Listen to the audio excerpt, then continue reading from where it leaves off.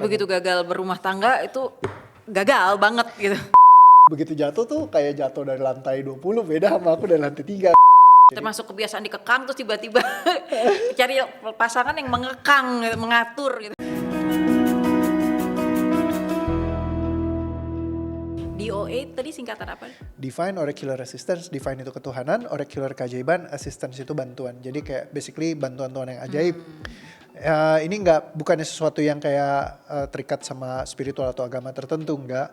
Tapi memang karena menurut aku sistem ini muncul karena jawaban doaku kepada Tuhan. Karena dari dulu aku minta Tuhan, aku pengen banget dong bisa happy, aku pengen banget bisa nggak harus bergantung sama sistem perbantuan. Karena dari dulu tuh aku selalu butuh bantuan datang ke konselor, psikolog, kayak ke coach, trainer, atau ikut training buat just ngerasa diriku lebih mampu, diriku lebih tenang, diriku lebih happy gitu.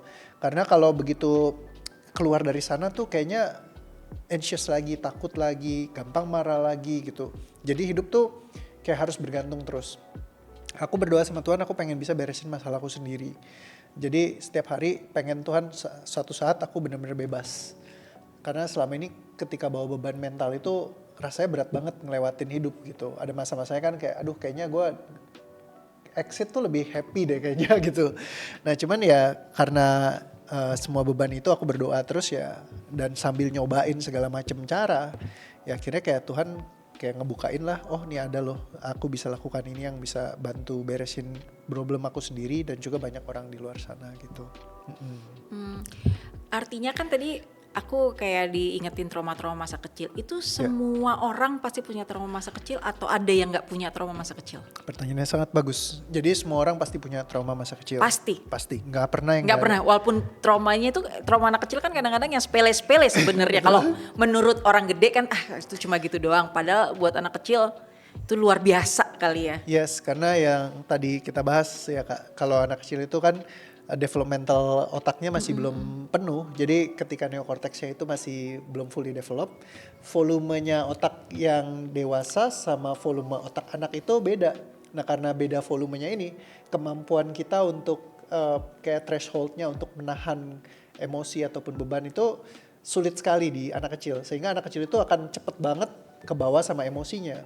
Karena amigdalanya itu sama komposisi dengan neokorteksnya itu masih berimbang, sehingga akhirnya setiap kali ada hal yang kecil aja bikin mereka jadi kayak kebawa banget. Seneng yang kecil dibeliin apa, bahagianya bisa luar biasa gitu. Kalau sedih bisa sedihnya luar biasa. Padahal kita ngerasa ya lebih begini doang, kenapa kamu Itu sedih? masalah mindset ya. Mindset orang gede sama anak kecil pasti beda gitu ya. Ya pola pikirnya beda Pola kan. pikirnya Tapi beda. kalau misalnya di pola pikir sama pola merasa tuh lain. Kalau kita dewasa kita akan pakai pola pikir karena neokorteks kita udah lengkap. Kalau anak kecil? Anak kecil pola merasakan ya kenceng karena dia pola pikirnya masih belum sekuat itu. Makanya anak kecil banyak yang dibawa perasaan. Makanya apa-apa 17 tahun ke atas misalnya berkendara. Kenapa? Karena kalau dia kesenggol dikit egonya meledak langsung, wah lu jangan macem-macem sama gua gitu. Padahal mungkin anak kecil nggak ngerti apa-apa tapi bisa kebawa banget gitu kan. Ibaratnya berantem aja deh gitu. Dia nggak mikir panjang. Kenapa? Karena neokorteksnya belum fully develop. Nah jadi kayak kalau orang dewasa udah fully develop, dia bisa gunakan pola pikirnya, mindsetnya lebih jalan, structure psikologisnya lebih bermain. Tapi kalau anak kecil, mereka itu structure fisiologisnya yang lebih bermain.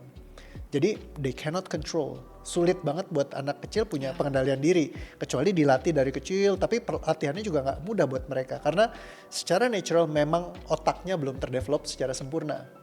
Nah jadi ketika belum terdevelop secara sempurna, setiap hal-hal yang kecil buat kita di masa sekarang, tapi buat mereka bisa jadi itu sangat-sangat besar. Kayak tadi Kak Wina mungkin just ketidakberadaan papa, bisa merasa kayak sangat-sangat aduh gua kok Iya, kayaknya padahal bukan sedih salahnya banget. papa kerja gitu kan. Betul. Jadi padahal, bukan masalah salah atau benar sebenarnya. kalau di masa sekarang karena neokorteks kita udah fully develop, kita Baru bisa ngerti berpikir. gitu ya. Oh ya waktu itu cari uang gitu kan, kerja, bukan nggak cinta gitu sebenarnya. True. Nah kita yang di masa kecil nggak bisa, yang gue butuhkan tuh ini. Gitu. Cuma pengen bareng aja gitu. Betul. Karena seluruh dunia kita adalah bicara tentang itu. Kita nggak mikirin kerja, kita Nggak mikirin mikirin duitnya apa. karena nggak tahu gitu. Bener. Nah jadi ketika belum fully develop, makanya jadi kita sangat terbatas pengetahuan kita, sehingga akhirnya apa-apa tuh jadi perasaannya tuh sangat intens. Nah intensitas ini yang kekunci dalam sistem dan kebawa terus kalau kita nggak ngerti cara buangnya. Makanya setiap kita nih dari dulu nggak punya nih gimana sih cara ngebuang ini semua. Jadi makanya setiap orang tuh harus hidup bersama dengan traumanya. Ujungnya biasanya selalu dinasehatin atau dijudge, ah kamu kurang ibadah lah, kamu kurang inilah, kurang mawas diri lah, udahlah kamu bersyukur aja, hidup kamu masih banyak dapat ini itu kok gitu kan biasanya kan. Dikasih nasehat-nasehat gitu.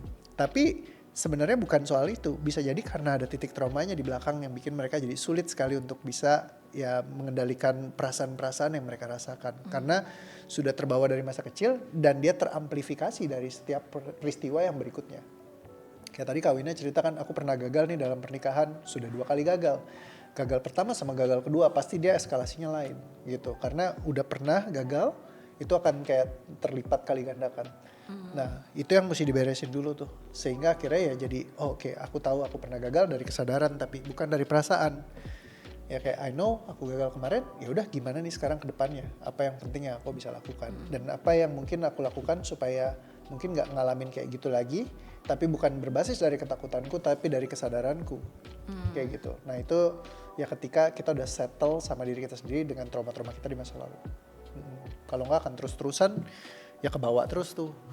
Makanya jadi susah kan dikontrol, kok nggak bisa tiba-tiba gue merasainnya ini gitu. Itu pola merasa semua kan yang tadi Kak langsung begitu nyampe, apa yang kamu rasakan? Wah banyak banget nih, rasa apa sendirian, nggak berguna gitu, terus ada bersalah segala macam gitu, muncul semua tuh bererot. Tapi begitu udah diberesin ya udah, I think I'm okay gitu. Kayaknya aku udah siap nih buat jalanin kayak gitu. Nah itu akan jadi modal banget. Jadi semua yang structure kita dari masa kecil yang di neokortex kita belum develop itu, kita beres-beresin.